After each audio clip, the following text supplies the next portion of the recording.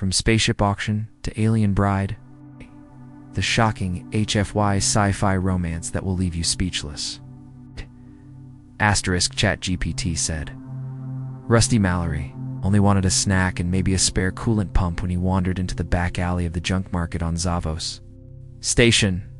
What he didn't expect was to drunkenly outbid a lizard merchant on a bio-artifact that looked suspiciously like a 4-foot glowing egg. He remembered waving his credit chit around, yelling something like "That's a damn pretty paperweight," while the merchant hissed and stormed off. Now, 3 hours later, he woke up on the floor of his rusty old freighter. Pants halfway off, mouth dry, and brain pounding like someone had hammered it with a plasma wrench. The EIG, that's what it was, sat cracked in the middle of his cargo hold, steam curling off its surface. Something had hatched. Something big. He pushed himself up groggily, squinting through the mist. That's when he saw her. Tall, no, massive. At least 8 feet of lean muscle and smooth purplish skin. She stood barefoot and completely naked.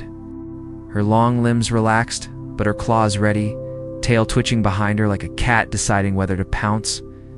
Her eyes were a glowing violet, wide and sharp, taking him in like a curious predator, studying something small and snackable. Rusty blinked. Once, twice. She tilted her head and spoke in perfect, calm English. Mate confirmed. Rusty screamed. He scrambled back, hitting a crate of expired protein bars, which immediately spilled across the floor. The alien didn't move. She just watched, head cocked, arms folded, not even blinking. Mate, no. I'm not anyone's mate. I bought an egg. I thought it was a lamp. She took a step toward him. Rusty held up a wrench like it would do anything against 8 feet of murdery beauty. Species match. Hormonal scent markers. Compatible. Reproductive fit. Optimal. She said flatly, as if reading from a manual. I don't even date outside my own zip code, let alone species. She sniffed the air. A slow smile crept across her face. Pheromone level rising. Arousal detected. Rusty looked down and cursed under his breath. Stupid traitor body. Listen, I think we got off on the wrong claw. Maybe you just need to go back in the egg, and we'll pretend this didn't.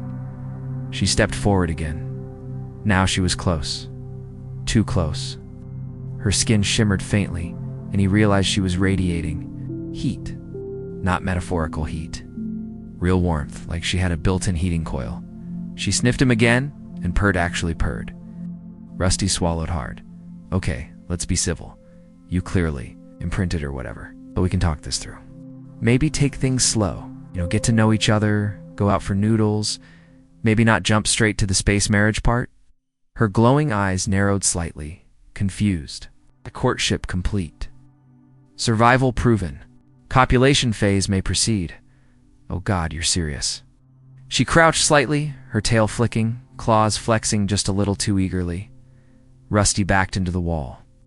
No. See, humans do things differently.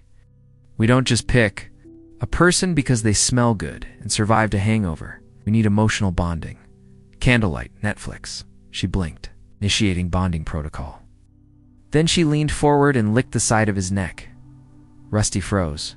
That's definitely not Netflix, he whispered. Her voice dropped, low and almost amused. You resist mating, but body desires. Conflict is inefficient. Yeah, well, my body and I don't always agree. I mean, look at me. He flailed his arms. I'm a beatier. Salvage pilot with bad knees, a worse temper, and an even worse reputation. You don't want this. Trust me. She tilted her head again. Your phallus measures larger than Unari males by 43%. Functional advantage, considerable. Rusty coughed. That's not in the brochure. It is now. Blinked. Brain. Buffering.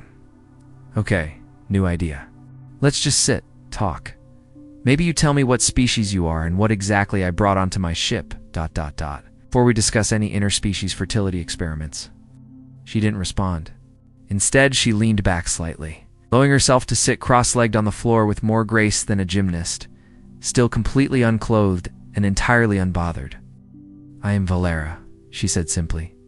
Unari Brudkind, bred for war, designed. To bond, my egg was last of line. You activated it. By what? Snoring too loud? By presence and scent. Your biology is rare, compatible, attractive. She paused, also large.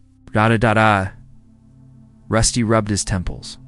Of course I had to be the galaxy's weirdest turn-on. Silence stretched between them. Finally, she tilted her head. You smell anxious. I will wait. For now. Rusty stood there for a moment, chest heaving, pants halfway to his ankles, trying to process everything. Then he slumped against the wall, let out a long sigh, and muttered to himself. This is why I don't go shopping. Rusty didn't sleep that night, not because of nightmares or even fear. No, it was because he couldn't close his eyes without imagining her Valera, sitting in the corner of his ship's galley like a very sexy and very dangerous statue. She didn't blink much, didn't move, just ... Watched him, even when he pretended to sleep. She watched when he rolled over and peeked, still watching. Eventually, he gave up on sleep entirely and just sat up on the couch bed thing he called a bunk. He rubbed his face, looked over at her, and said, Do you even blink? Yes, she replied flatly, then blinked once. Very deliberately.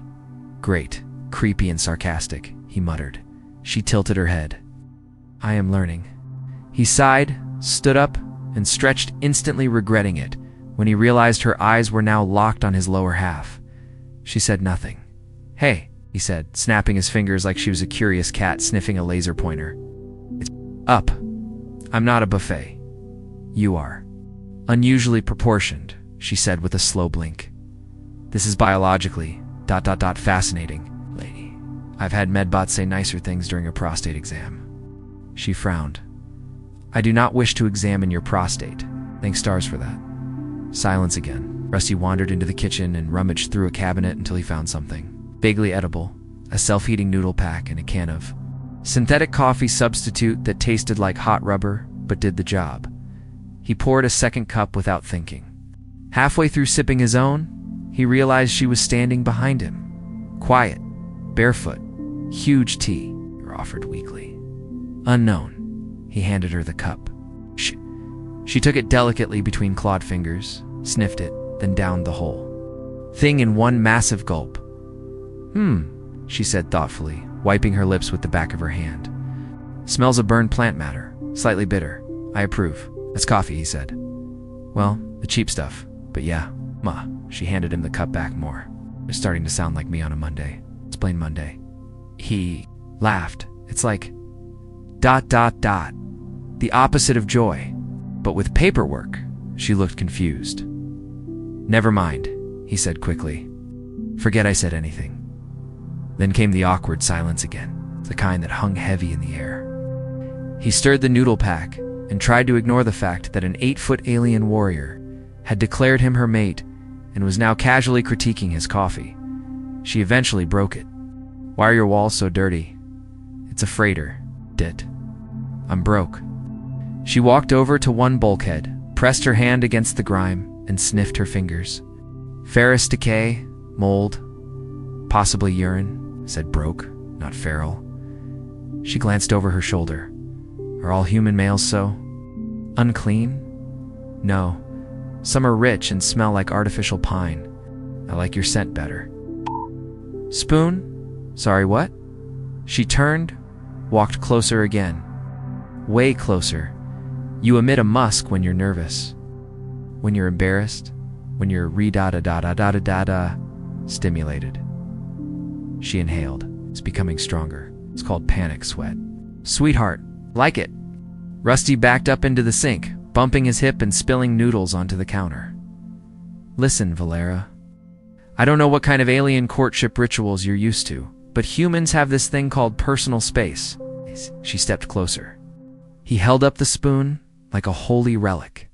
Please don't pounce. I am not pouncing, she said, pausing. Yet Rusty's knees felt weak. His spoon was not helping. She reached forward, gently plucked the spoon from his hand, and turned it over in her claws. You eat with this? Yes, show me how to make food. He blinked. You want ... cooking lessons? Must provide. Sustenance for mate. It is traditional. Wow. Okay. He rubbed the back of his neck. Sure, cooking 101 it is. An hour later, Rusty had managed to find a sealed protein cube, some old rice, and a packet of something labeled emergency sauce. It didn't smell like death, so he considered that a win. Valera stood beside him, watching his every move like it was sacred ritual. She was fascinated by fire, nearly melted his skillet, almost stabbed the rice thinking it was alive. And when the cube sizzled in the pan, she actually growled at it. Easy, he said, laughing. It's dead, I think. She grunted. Still. Smells like a threat. That's probably just the sauce. By the time they sat down to eat, the cabin smelled like burnt soy and melted hope. Valera picked up a fork, held it like a weapon, and then mimicked him perfectly as he took a bite. She chewed and chewed, then nodded. Acceptable, slightly chewy, salty, like mating sweat. He gagged. Please don't compare my food to sweat. I like both, she said simply. Rusty put his head in his hands and groaned. I have prepared a mating bed, she added. His head shot up. You what? I cleared the storage bay, laid out blankets, pillows, soft for human anatomy. Efficient. Layout ready when you are? Rusty stared at her for a long moment, unsure if he should run, faint, or just scream into the void. Instead, he said, Can we start with dinner and maybe work our way up to the mating bed? Say, never?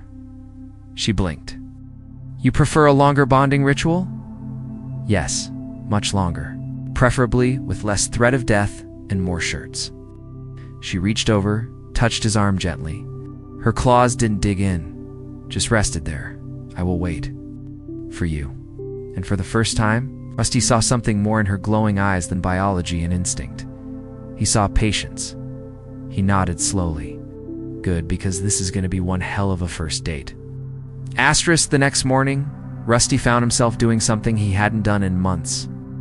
He cleaned. He scrubbed the counter, wiped down the control panels, and even picked up the laundry pile he usually ignored until it developed a personality of its own. Why? Because he'd woken up to find Valera scrubbing the deck plating with her bare hands and muttering in some alien language. It sounded like a cross between purring and angry gargling. What are you doing? He'd asked groggily. Sanitizing breeding zone, she replied without even turning around. Rusty nearly tripped over his own feet. That is not what we're calling the galley. Valera simply stood, claws dripping with cleaning fluid, and gave him a look that could have melted titanium. So now here he was, dragging a mop across the cargo bay floor, shirtless, sweating, and thoroughly confused about what his life had become. The ship smelled like antiseptic and fried dust, but it was the cleanest it had been in years. He caught his reflection in a metal panel and muttered, "If my mom could see me now." From behind him came a quiet hum, not the shipper. He turned. Valera stood at the edge of the galley, wrapped in one of his towels. It barely reached her upper thighs. Her damp skin shimmered in the dim light, and her long black hair clung to her shoulders like strands of ink. She tilted her head, watching him again, this time with a curious gleam in her eye. "You groom yourself frequently," she said, stepping into the room. Rusty blinked. "It's called showering. You might want to try it without scaring the plumbing next time," I observed. Stood under hot water, applied fragrant substances to key gland zones. Scrubbed aggressively, she nodded, proud. "I have mimicked this ritual. You watched me shower? I learned visually." Rusty turned red. "Did you at least knock?" There was no door. He sighed. "We're going to have a very long conversation about privacy." Valera walked closer, the towel shifting slightly as she moved. Her expression was still calm, but her body language, it had changed.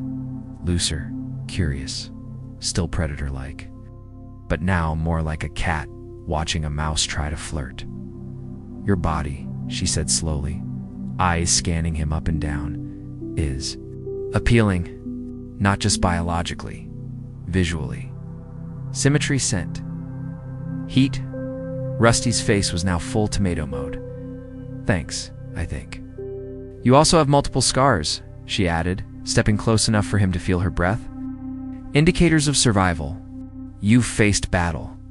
Yeah, well, I once slipped on a sandwich and broke 2 ribs. So, battle, she blinked. It's fascinating. Then, without warning, she reached out and traced one of the older scars across his ribs with a clawed fingertip. Her touch was gentle, like she was afraid he'd break. Rusty stiffened, not from fear, but from how it felt. Soft, warm, too intimate. You're very touchy for a warrior, he mumbled. You're very touchable for a human. Rusty nearly melted on the spot. She stepped even closer until only a breath separated them. You continue to resist bonding, she said, not angry, just confused. But you do not flee. You do not fight. You allow closeness. Why? He looked up into her violet eyes and, for once, didn't joke. Because you're not just some weird, sexy alien who thinks I'm a walking sperm bank. You've been kind, curious. You want to know me, not just mate with me. And that scares the hell out of me. Valera stared at him for a moment. Then, to his shock, she stepped back and nodded. I respect that, she said simply. Rusty blinked.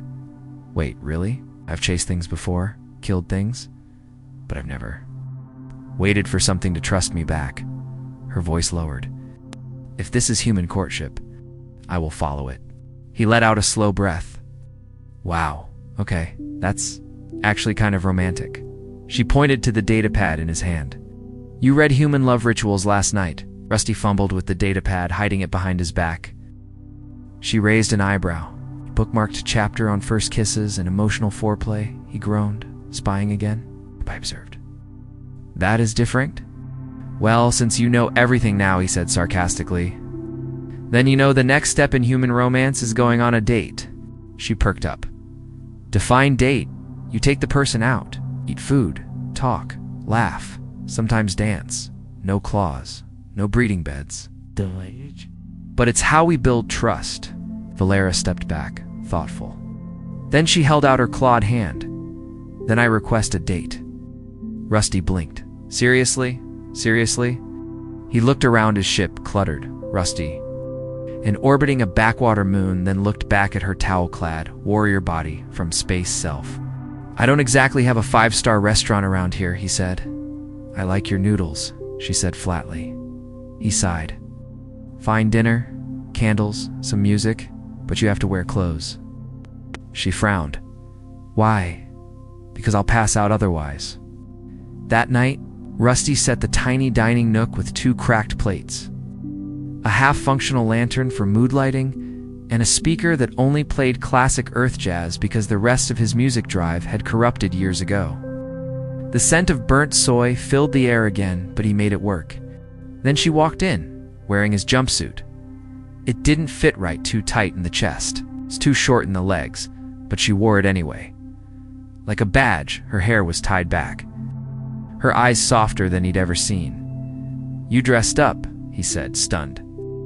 You said humans like effort. He couldn't help but grin. Now we really do. They sat, they ate, they laughed awkwardly. She asked about Earth.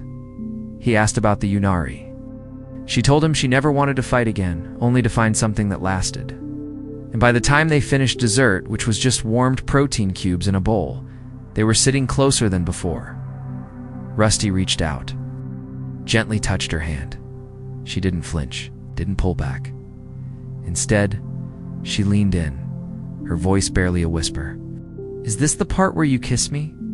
He hesitated and smiled. Yeah, I think it is. And for once, nothing exploded. No pirates attacked. No alarms blared. Just 2 species from different stars, finding something they didn't know they needed. Each other, asterisk, the kiss should have been awkward, after all. Rusty was a 5'9", sleep-deprived salvage pilot with a slightly crooked nose and a tendency to say dumb things when nervous. Valera was a towering purple-skinned ex-warrior, bred by a long-extinct alien brood that used to tear ships in half with their bare claws. But the moment their lips met, warm, hesitant, and unexpectedly tender, none of that mattered. Rusty felt something shift.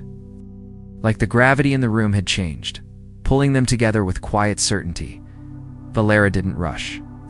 Didn't grab him or pin him down like he half feared, half expected.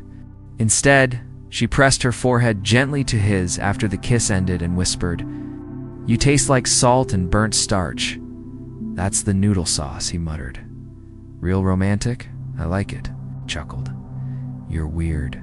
I am yours." That line should have terrified him instead. It settled into his chest like a warm stone. They sat together for a while after that, listening to the jazz crackle from the old speaker, finishing their drinks.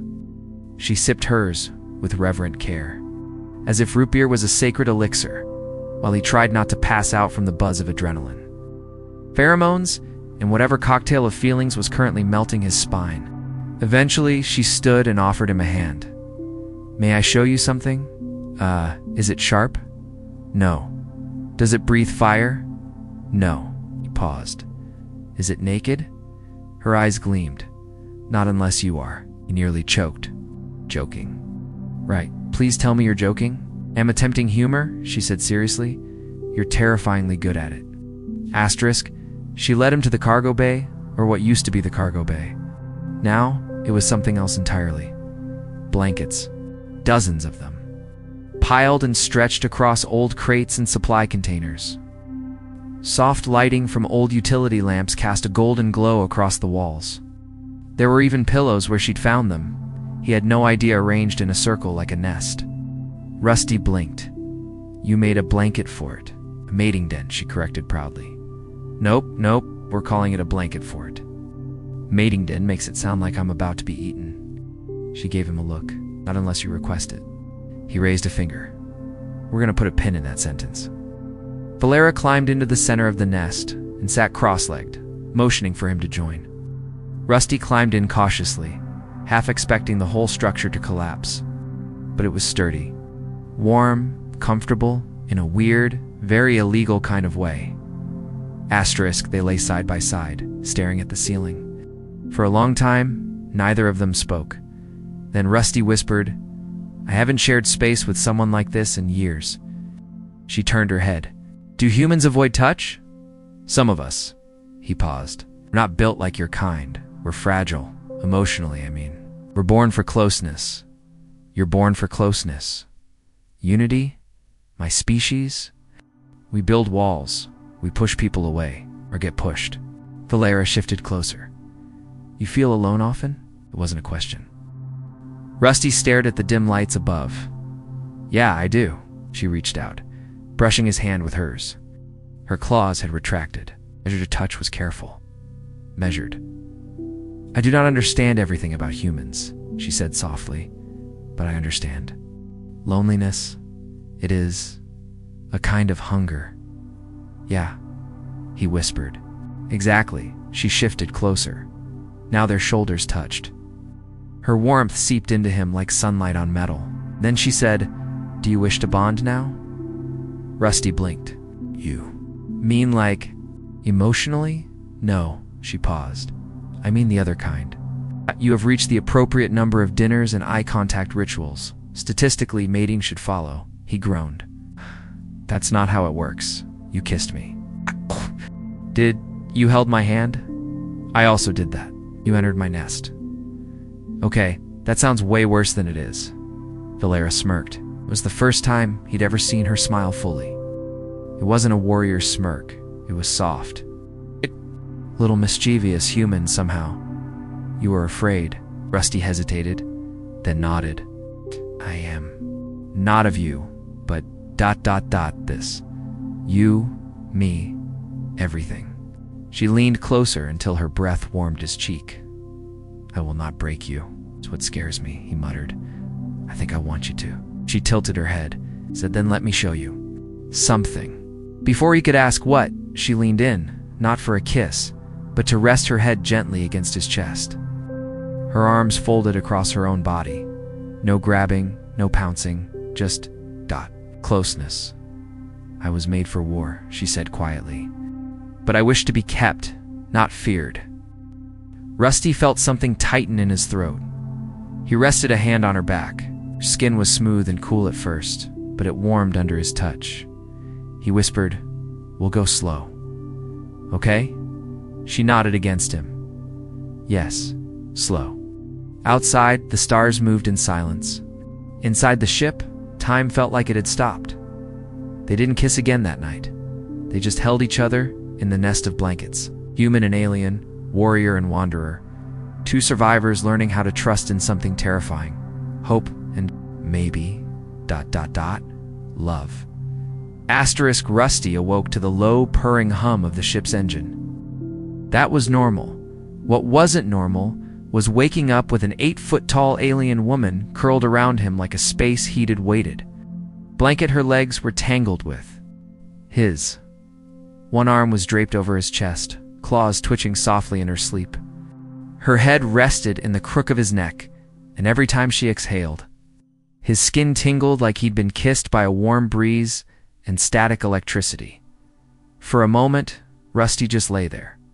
It was peaceful. Strange but peaceful. Then the ships, i.e. Gertie, spoke up. "Good morning, Captain. Your heart rate is elevated. Are you experiencing cardiac distress, or are you simply enjoying the intimacy of interspecies spooning?" Rusty groaned. "Gertie, not now. Should I play your playlist, labeled sensual vibes and regret?" Valera stirred. She blinked, slowly adjusting to the light, then looked down at Rusty's face. Nose to nose. "Goodmas, is the machine voice challenging your authority again?" He whispered. "No, she's just a jealous toaster with attitude." Acknowledged. Toaster mode. Enabled. Heating element set to passive-aggressive. Valera sat up, stretching with a sound halfway between a yawn and a growl. The towel she had worn the night before had slipped during the night. Badly. Barely. Anything covered her now? Rusty's brain did a full system reboot. He rolled off the blankets, grabbing a datapad and holding it between them like a holy shield. "All right, breakfast." That's a normal thing to do when one wakes up, eating, food, that sort of stuff. Valera raised a curious brow. "You are... flushing again. Creased perspiration. Do I distress you?" "Not distress. It's more like ... spontaneous combustion. You're a lot in a good way." "But a lot." She tilted her head, eyes narrowing slightly. "You desire me." And yet, you still hesitate. Rusty sighed, running a hand through his hair. "I like you, Valera, a lot. But humans don't just go from one kiss to a honeymoon suite overnight. Some of us take time, especially when the object of desire has claws a war record and thinks. Mating should follow after rice and root beer. I'm learning your ways. Good, then learn this. Maybe I need a minute before you give me a biological heart attack." She nodded, serious, accepted. "Thank you." Then without breaking eye contact, she added, "But when you are ready, I will break you lovingly." Rusty made a noise that could only be described as a controlled panic squeak. Noted. Deeply noted. Let's maybe ease into breakfast now. They made pancakes. Well, sort of. Rusty found a premix that technically passed nutritional checks. While Valera studied the pan like it was a live grenade, she burned the first batch, but declared the carbonized result bold and surprisingly satisfying. He taught her. About syrup. She tasted it, blinked twice, and then drank a mouthful directly from the bottle. "I will require more of this maple tree extract." "Yeah," Rusty muttered. Join the club. They sat chewing quietly. The morning could have remained domestic and uneventful, but that's when the proximity alarm went off. Gertie's voice cut through the cozy mood like a cold knife. Unidentified ship approaching. No transponder. Velocity indicates intercept. Weapons systems hot. Rusty dropped his fork. Oh hell. Valera already on her feet. Already moving, she slipped on her makeshift combat. Harnessed one of Rusty's old belts and a shoulder holster repurposed into an armored sling. And somehow it made her look even more dangerous. "They found us," she growled. "Whoever bought the Unari biosignal off the black market." Rusty ran to the cockpit. Scanner showed a small, fast ship, sleek, clearly military, closing in. "Coming hail," Gertie chimed. Rusty accepted the transmission. The screen flickered. On, revealing a smooth-faced alien with eyes like cold chrome and a smile that didn't reach them. "Captain Mallory," the stranger said. "We've been looking for you and your pet." Rusty bristled. She's not a pet, Slick. And who the hell are you? The man ignored him, eyes scanning. Ah, there she is. I see the specimen survived hatching. Fascinating, you must be. Worth a fortune to the right lab. Valera stepped into view. Her voice was low, dangerous. You'll find I am not easily contained. The man smirked. And this will be fun. The screen cut out. Rusty slammed the comps off. They're gonna try to board. Valera nodded. Let them. Wait. What? I need you to do something, she said, stepping close, deadly calm. When they come aboard, hide. Oh. Way, you're not a fighter. You're soft, kind, clever. You'll survive. But not if you're shot in the face while trying to act brave. I'm not hiding while you get torn apart. She reached forward, grabbed the front of his shirt, and pulled him in until their foreheads touched. You want to help? Then don't die. Stay alive. For me, his throat tightened. You're not just some weapon. I know. You're not a prize. She smiled, soft and dangerous. I'm yours, remember? The ship rocked, a warning shot. They had seconds. Rusty whispered, don't die. Valera kissed him fast, firm, and with just enough tongue to short-circuit his entire nervous system. Then she turned toward the airlock. Claws extended, muscles tensing. Rusty scrambled to a maintenance panel and yanked it open. As he climbed in, he caught one last glimpse of her. Tall, fierce, glowing with battle lust. Then the hatch hissed open, and all hell broke loose. From the shadows of the crawl space, Rusty heard the first scream, followed by many, many more. He winced, whispered to himself, she did say she'd break things lovingly. Outside, blaster fire echoed. Metal slammed. Something roared. Not Valera. Something else. Something unlucky. Rusty closed his eyes and smiled. His alien warrior wasn't just surviving. She was protecting him, and he was going to make damn sure he lived long enough to deserve her. Asterisk, Rusty. I didn't know how long he stayed hidden. Time lost. Meaning when you were curled in a cramped, greasy maintenance shaft, listening to the symphony of screaming, weapons fire, and heavy footsteps that echoed through your own ship. At some point, the sound stopped. No more shouting. No more thudding boots. Just silence. Eerie, heavy, terrifying silence. Gertie, he whispered. Online, Captain, status. All intruders neutralized. No internal breaches remain. One plasma scorch mark on the starboard bulkhead. One broken chair. One Unari warrior currently wiping blood off your favorite coffee mug. Rusty blinked. Wait, what? She used it as a blunt weapon. He groaned. That was a collector's item. Now it's a conversation piece. The panel above him creaked. Then it opened. Valera's face appeared. Her eyes glowed slightly, breath steady. Osh. She had blood splattered across her arms and collarbone. Not hers. Definitely not hers. She extended a hand down to him. You survived. Barely, he muttered, letting her pull him up. Twite. She studied him for a moment, then without warning, brushed her thumb over his forehead. He froze. The touch wasn't fierce. It wasn't seductive. It was ... tender. You're bleeding. Rusty touched his forehead and winced. Yeah, battle. Wound, from hiding. Very heroic. Valera didn't smile. Instead, she leaned in and gently pressed her forehead against his again. A gesture he was beginning to recognize. It wasn't just closeness. For her species, it was a mark of trust. Bonding. Home. You kept your word, she murmured. You lived. You kept yours, he replied, voice soft. You protected me. They stood like that for a long moment.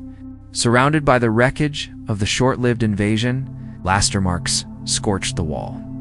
A dead Merc's helmet rolled slowly across the deck. One of Rusty's boots was somehow stuck to the ceiling. Did you? Throw someone through my engine. Room door? She nodded. He attempted to touch your underwear drawer. Well, that's sacred territory, so fair. Valera finally cracked a smile. He reached up, gently touched her cheek. You okay? I do not bruise easily, she said. That's not what I meant. She was quiet for a second, and I have killed many, again and still. I do not enjoy it. Rusty lowered his hand. You were bred for war, but you don't have to be a weapon. She looked down. And what am I, you're you? She stared at him, unreadable. And Rusty, feeling bold or maybe just stupid, added, and you're mine, if you still want to be. Her violet eyes shimmered. Yes, she said. I won't always. Then her voice dropped lower. But I need something from you. He blinked. Okay, ... What? Come with me. She led him to the back of the ship, to the cargo hold where their blanket fort still stood, surprisingly undisturbed. Down cross-legged, motioned for him to join. He hesitated. This isn't about sex, is it? He asked. No, not yet. Comforting. When he finally sat, she reached under one of the storage crates and pulled out a long, narrow box, smooth black metal, sealed with a biometric lock. Ah! Rusty had never seen it before. She placed it in front of him. This was placed inside my egg casing before I was hatched, she said, like a surprise gift. Instead of a teddy bear, you got a secret weapon. She didn't smile. I don't know what's in it, only that my body recognizes the signal. It's keyed to both of us now. I imprinted on you. It sees us as bonded. Rusty frowned. What if it's dangerous? Then we face it together. They touched the surface of the box. It clicked open. Inside was a small data cube, pulsing with a soft purple glow. Beneath it, a folded cloth, old, stitched with Unari symbols. And under that, ... simple metal pendant, shaped like a spiral. Rusty picked it up. It's warm. Valera stared at it. That's a nesting sigil. What does it mean? It means safe place. A symbol of family. It was ... tradition. A Unari warrior would only carry it if they wished to leave the brood. Start. Something new, like a home. She nodded. Rusty looked at the pendant, then back at her. All this time, your species wasn't just about fighting. You wanted something more. You wanted freedom. Choice. She looked away. I was the last of them. The final prototype. And I was tired of being used, and that's why I stayed dormant in the egg. I waited until I sensed something different. Something kind. Something ... compatible. Rusty felt the weight of her words. He didn't joke, didn't deflect. He reached over, took her hand. You found it, he said. That something, me? She swallowed. And now you must decide. Will you keep me? Not just as a guest or a warrior, but as a mate. Rusty didn't speak for a long moment. Then, slowly, he leaned forward and kissed her. Not rushed. Desperate, just honest, real. She melted into it, her fingers lacing behind his neck, pulling him gently closer. When they finally parted, he whispered, You said once you'd break me. Lovingly. She nodded, eyes glowing. I still will, when you're ready. He grinned. I think I'm getting there. They lay back in the nest of blankets again. It's time truly together. And as they held each other in the softest place in the galaxy, two broken souls finally felt whole, not because they were perfect, ... but because they chose each other, and neither would ever be alone again. Asterisk 3 days passed without anyone trying to kill them, which, for Rusty and Valera, might as well have been a honeymoon. The ship drifted in a quiet orbit above a gas giant, hidden beneath the interference of the planet's magnetic field. Rusty had never seen this quadrant so still. The silence outside only made the inside of the ship feel warmer, closer, more theirs. They shared meals. They reprogrammed Gertie to stop announcing Rusty's hormone spikes every time Valera walked by in a towel. They added real blankets to the nest. Valera even insisted on naming it. The soft kill zone, she declared proudly. Rusty suggested something gentler. They settled on the hearth. It was odd. Domestic. Even watching a species-engineered warrior woman fold socks and try to learn pancakes without accidentally searing the pan to the hull. But Rusty loved every second of it, and somewhere along the way, he stopped being afraid of her. Not because she wasn't still terrifying. She absolutely was. But because he now knew the way she held back. How carefully she touched him. How her claws never dug in, not even when her body ached with tension and instinct. How her voice softened when she said his name. How she asked before every kiss. No matter how badly she wanted it, that kind of control wasn't weakness. It was love. Alien, awkward, overwhelming, but real. And then, the cube activated. They'd almost forgotten about it, the smooth black data cube from inside the mystery box. One moment, it was sitting quietly on the console. The next, it flared with light and began to hum. Rusty looked up from his coffee. "Ah, honey, your weird space rock is glowing again?" Valera stood in a single fluid motion. She crossed the room, claws twitching. It's signaling to what? Before she could answer, the cube projected a hologram, static-filled, ancient, and barely holding together. A face appeared. It's not quite Unari. It's not quite human. Hybrid, it spoke in garbled tones. "If this message finds you, then the final lineage of Brudkin lives." Rusty stood, the hairs on his neck rising. Decades ago, the Imperium authorized a covert experiment combining Unari biology with human genetic material. The goal: weaponized offspring, controlled evolution. But the subjects rebelled. One survived. Valera's hands clenched at her sides. The hologram continued. "Your DNA carries both lineages. If you are watching this, you are the final proof that love, not programming, chose your mate. That instinct evolved into affection. You are the first of your kind." Rusty's jaw went slack. "Wait, are they saying you're part human, Valera?" Didn't answer immediately. Finally, softly, "Yes. It was buried deep in my genome, but I've always felt it. The yearning, the loneliness, the craving to be known." Rusty stepped forward. "And that's why we bonded. Not just biology, but something more." She nodded, eyes shining. "You complete something in me. Something I was never meant to have." Rusty reached up, cupped her cheek. "Then we're not just a fluke." "No," she whispered, "we're the future." Then the cube pulsed one final time. "Beware, others may seek to recreate what you are. Protect it, or it will be stolen." The message ended.